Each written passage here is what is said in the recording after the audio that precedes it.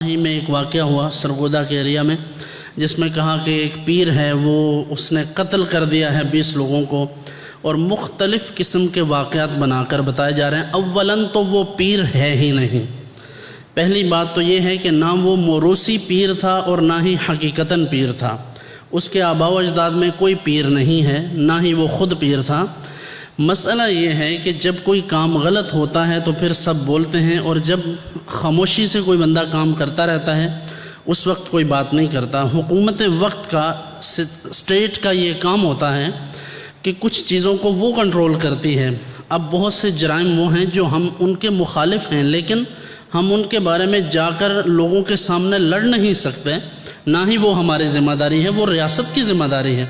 ایسے ہی یہ ذمہ داری بھی ریاست کی ہے کہ اگر باقی تمام کاموں کے لیے مختلف وزارتیں بن سکتی ہیں، مختلف قسم کے شعبہ جات ہیں،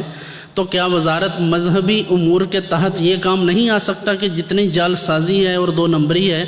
اس پیری مریدی کے حوالے سے اس کو بھی ختم کر دیا جائے؟ تو گورنمنٹ کو چاہیے کہ ان پر بھی کوئی اچھا ایکشن کریں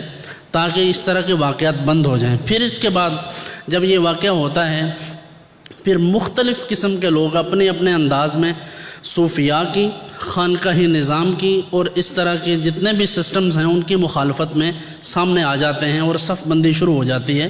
اس کا کوئی مقصد نہیں ہے، اس میں کوئی شک نہیں ہے، کوئی شخص اس سے آنکھ چرا نہیں سکتا کہ بر صغیر میں آج بھی صوفیاء کا طوطی بولتا ہے۔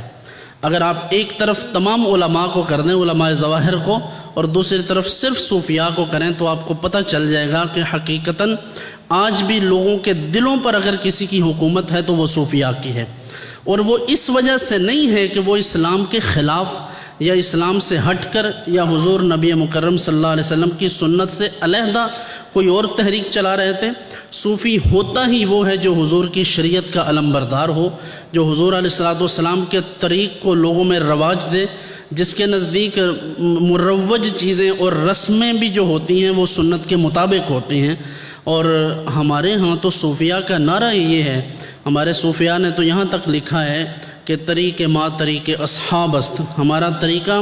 یعنی صوفیاء کرام رحمہم اللہ کا طریقہ وہی ہے جو حضور نبی مکرم صلی اللہ علیہ وسلم کے صحابہ کا طریقہ ہے۔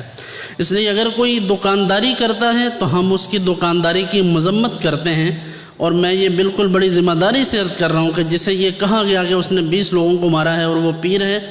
تو بالکل وہ پیر نہیں، وہ تو بیچارہ کوئی دنیا دار ہے اور وہ ریٹائرڈ کوئی آفیسر بھی تھا، ٹھیک ہے۔ اب اس کی ڈیٹیلز آپ کو اخبارات میں اور سوشل میڈیا پر مل جاتی ہیں، لیکن افسوس کی بات یہ ہے کہ ان واقعات کے پیچھے ہماری جہالت کا ہاتھ ہوتا ہے۔ ہمارے لوگ آنکھیں بند کر کے جب کسی کو مانتے ہیں تو پھر وہ اس کا نتیجہ یہی نکلتا ہے۔ تو جب ہم یہ کہہ رہے تھے، تمام طبقات میں یہ بات جو بھی باشعور طبقات ہیں ان میں موجود ہے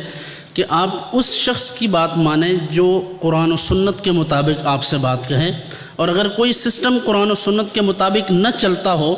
تو وہ کسی غوث قطب، کسی ولی کی اولاد بھی ہو تو ہمارے لیے قابل قبول نہیں ہے، کیونکہ سب سے بڑھ کر اللہ کے رسول صلی اللہ علیہ وسلم کا فرمان ہے۔ کیونکہ آپ دیکھتے ہیں کہ انبیاء کرام علیہم السلام کی اولاد میں اور ان کے قریبی لوگوں میں بھی اگر ایمان نہیں رہا تو اللہ نے ان کا تعلق ان سے نہیں جوڑا اور منع فرما دیا۔ حضرت سیدنا نوح علیہ السلام سے فرمایا انہ لیس من اہلک،